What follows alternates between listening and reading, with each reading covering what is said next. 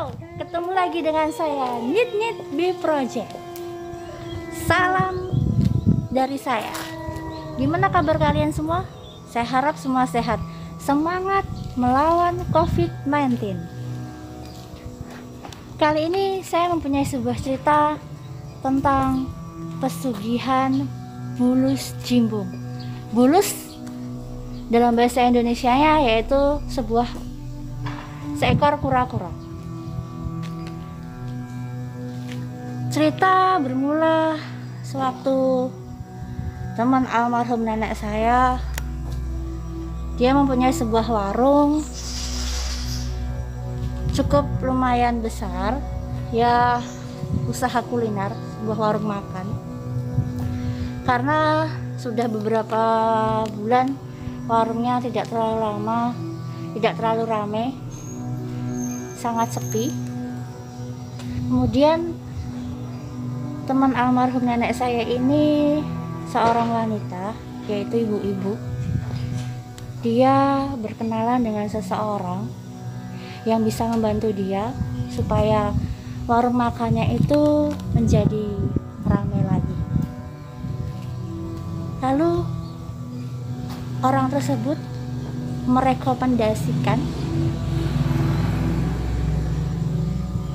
sebuah pesugihan, yaitu pesugihan bulus jimbung. Lalu orang ini mengantarkan ibu-ibu itu ke tempat yang terdapat pesugihan bulus jimbung, yaitu di Sendang Jimbung. Lalu ibu-ibu ini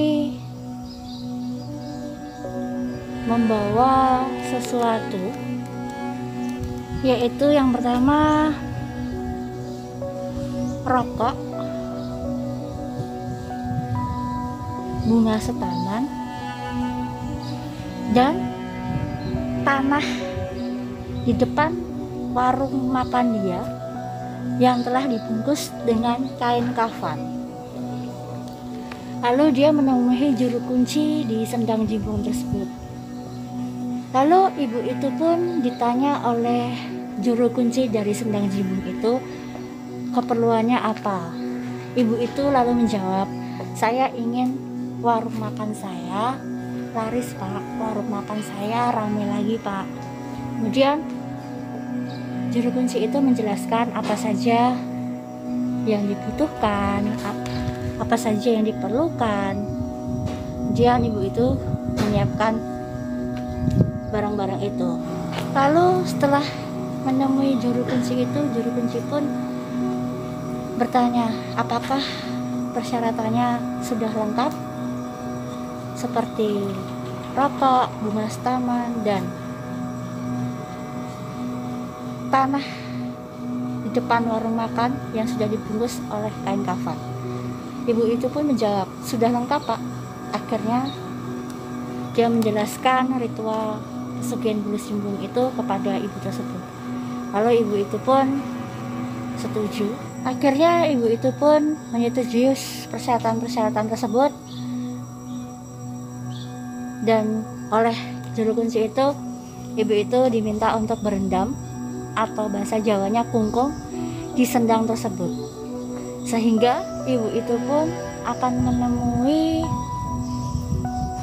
seekor bulus atau seekor kura-kura yang dimaksud jimbung tersebut, dan dia akan melakukan sebuah ritual, melemparkan persyaratan tersebut dan membaca mantra-mantra yang diberikan oleh juru kunci tersebut.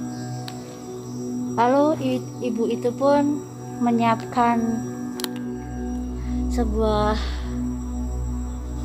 batik untuk dijadikan kemben. Lalu dia turun ke dalam Sendang Jimbung tersebut sambil dia berendam dan membaca mantra-mantra, sambil dia menemui bulus atau kura-kura tersebut. Bulus atau kura-kura tersebut muncul ke atas sendang itu juga lama. Ibu itu pun juga harus sabar untuk menemui seekor bulus itu, karena ibu itu menginginkan warung makan itu laris atau ramai lagi. Kemudian ibu itu pun setelah berendam cukup lama atau kungkum cukup lama, dia berhasil bertemu dengan seekor bulus jimbung tersebut, dan dia melakukan ritual melemparkan rokok, bunga taman, dan tanah yang telah dibungkus dengan kain kafan tersebut ke sendang tersebut. Dan ibu itu pun membaca mantra-mantra. Akhirnya dia telah melakukan perjanjian dengan bulus jimbung itu. Kemudian ibu itu pun segera naik ke daratan untuk membersihkan badannya dan menemui juru kunci itu. Ibu itu pun berbicara seperti ini, "Pak, saya sudah melakukan ritual ini. Saya akan segera pulang. Semoga ritual ini memang benar-benar bisa membuat warung saya ramai lagi dan dipenuhi oleh pelanggan-pelanggan lagi." Kemudian ibu itu pun keesokan harinya membuka warungnya seperti biasa, menyiapkan makanan dan membersihkan warung itu, lalu membukanya. Alangkah terkejutnya ibu itu, di depan warung itu sudah menunggu sekitar 5 orang. Biasanya belum buka pun juga tidak ada yang menunggu, tetapi setelah buka ada yang menunggu di depan warung itu. Tapi ibu itu masih bertanya-tanya, apa benar ini karena pesugihan bulus jimbung yang kemarin? Coba deh, nanti seperti apa, agak siang, apakah ramai atau tidak. Ibu itu masih bertanya-tanya. Akhirnya orang-orang itu pun masuk dan makan seperti biasanya. Lalu setelah beberapa jam, warung ibu itu pun lama-lama semakin ramai, semakin laris. Banyak yang keluar masuk, makan, dibungkus seperti itu. Akhirnya ibu itu pun merasa senang sekali.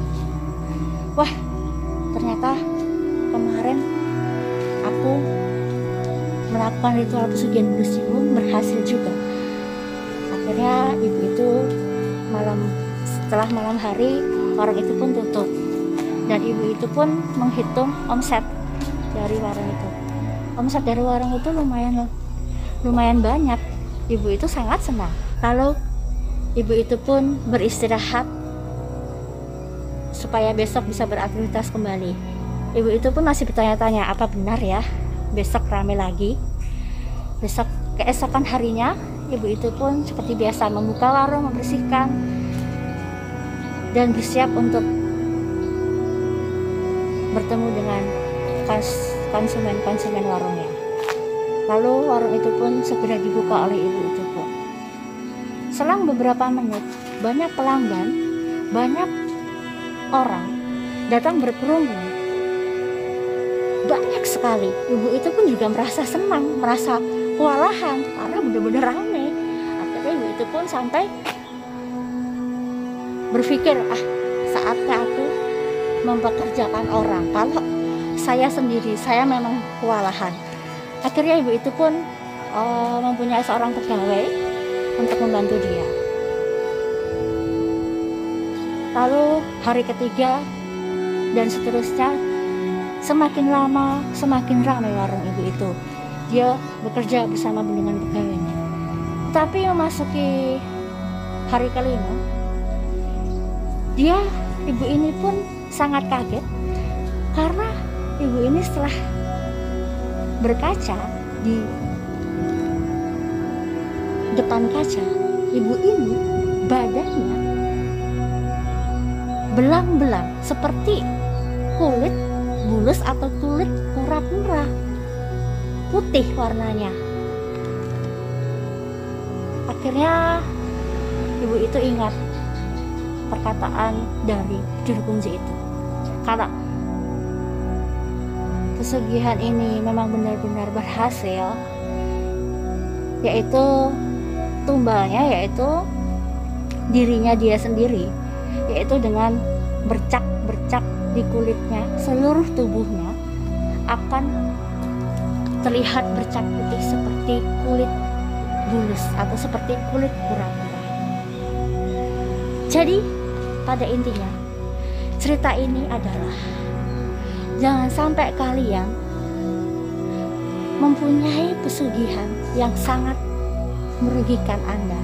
Wajah Anda cantik, wajah Anda ganteng, tetapi karena usaha Anda ingin ramai, ingin lancar, melakukan ritual seperti ini, tapi apa? Tubuh Anda malah menjadi cacat karena belang-belang seperti kulit bulus atau kulit kura-kura. Oke, sekian cerita dari saya, Nyit Nyit Bee Project. Sampai ketemu di lain cerita. Sampai jumpa.